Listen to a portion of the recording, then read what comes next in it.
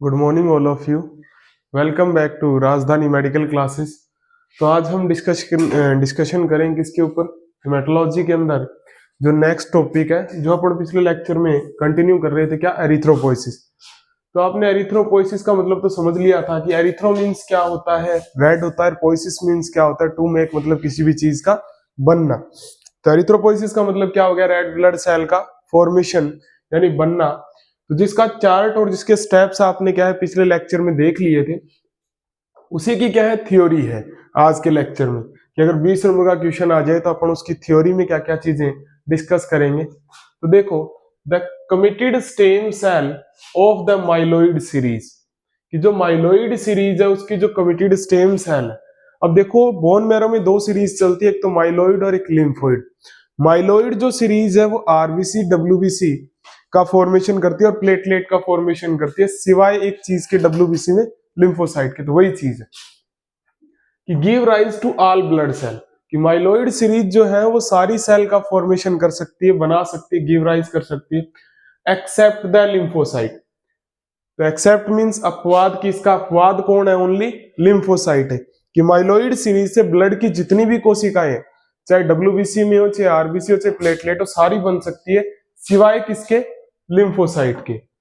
अब देखो, the lymphocyte only form by lymphoid series, कि लिम्फोसाइट जो है वो ओनली किससे बनती है, लिम्फोइड सीरीज से बनती है। तो मतलब बोन मैरो में दो सीरीज चलती है, एक तो माइलोइड और एक लिम्फोइड। तो माइलोइड से तो सारी ब्लड की सेल्स बनती है, और लिम्फोइड से ओनली कौन सी सेल बनती है, ओनली लिम्फोसाइट बनती है। समझ गए।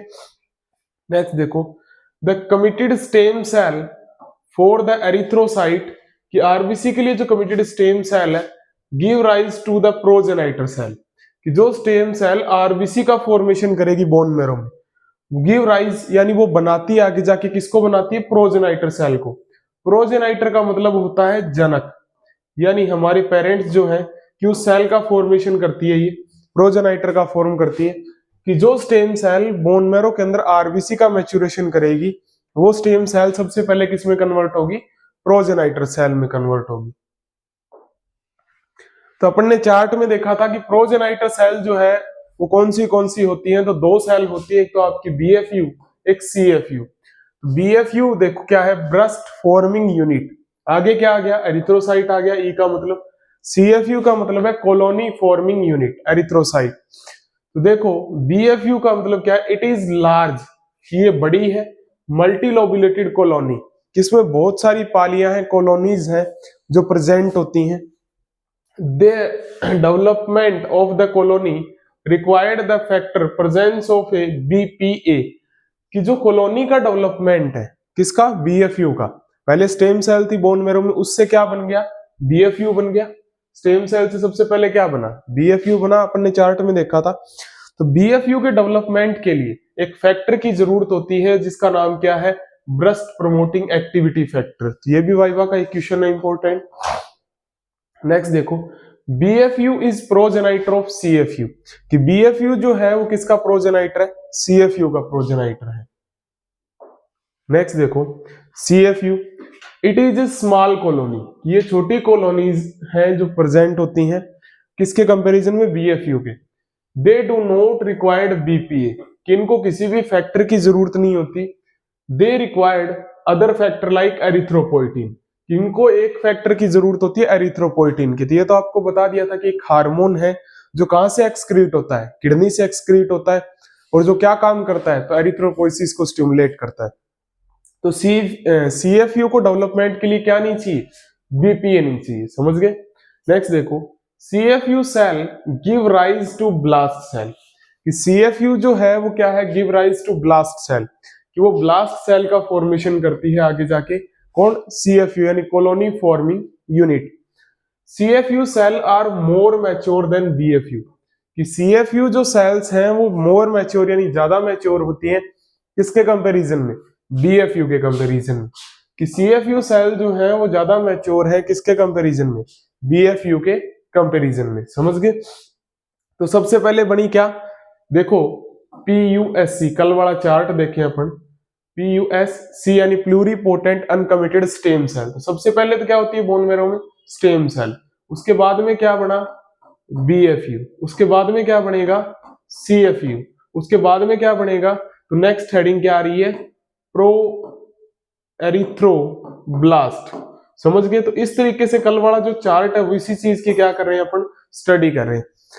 PUSC से लेके और प्रो एरिथ्रोब्लास्ट तक की जो स्टेज है वो कितने दिन में पूरी होती है, 1 डे, यानी 1 दिन के अंदर।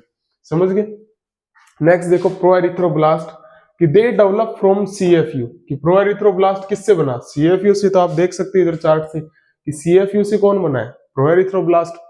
डायमीटर कितना है, तो 16 to 20 माइक्रोमीटर है किसका, प्रो एरिथ्रोब्लास्ट का। अब आपको पता है आरबीसी का डायमीटर 7.2 है, प्रो एरिथ्रोब्लास्ट का डायमीटर कितना है 16 to 20, मतलब ज्यादा है। तो धीरे धीरे साइज क्या होगा, कम होगा।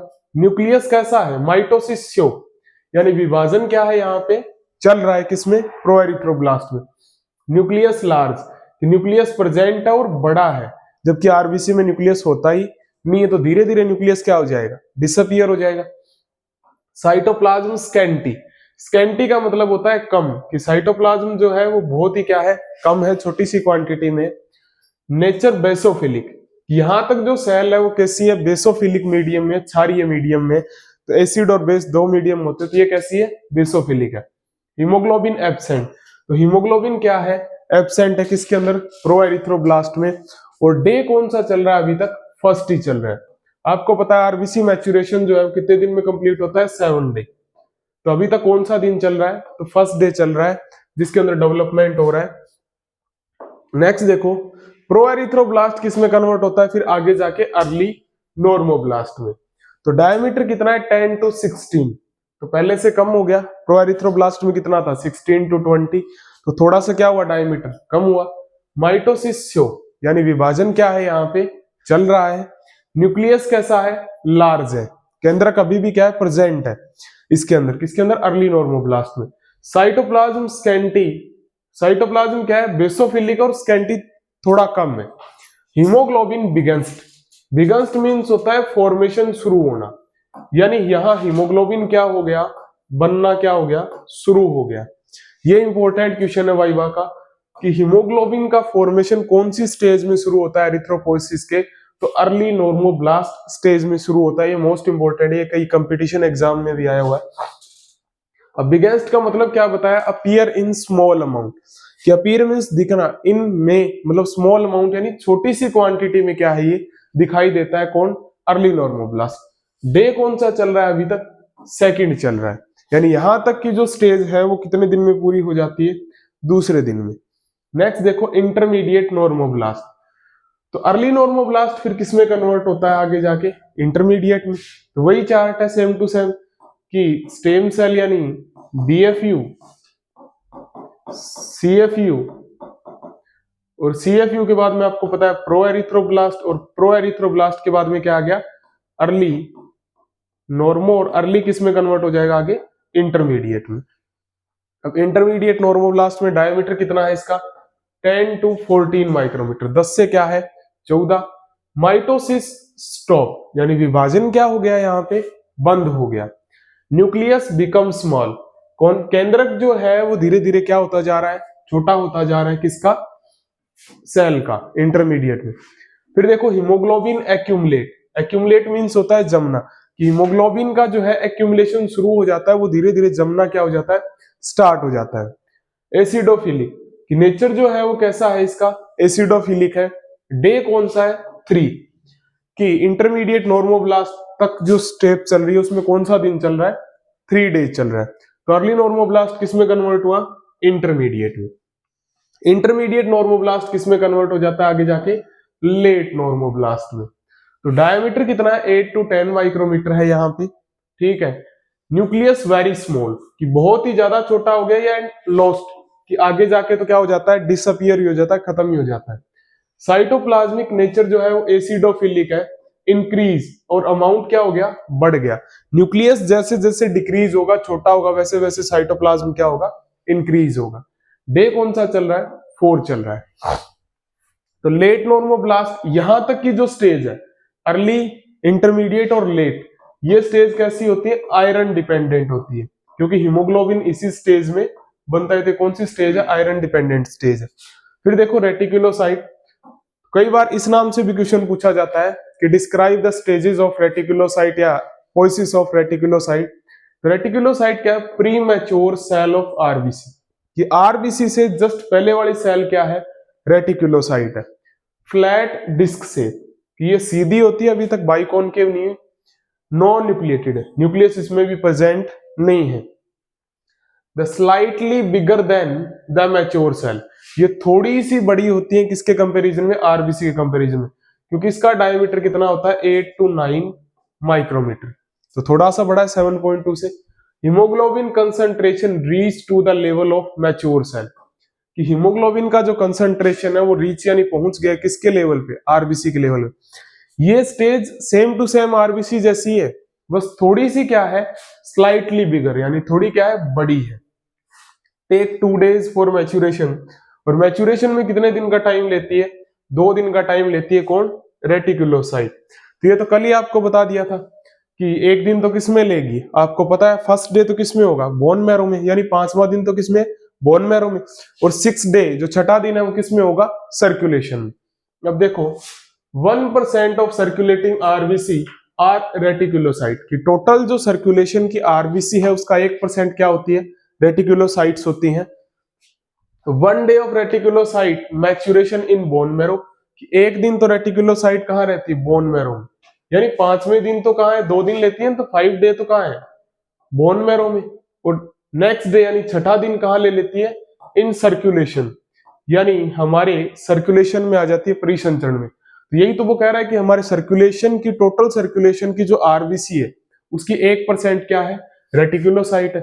फिर आगे एरिथ्रोसाइट, तो ये तो आपकी पढ़ी हुई पहले से कि मैच्योर सेल है जिसका डायमीटर 7.2 माइक्रोमीटर, नॉन न्यूक्लिएटेड है।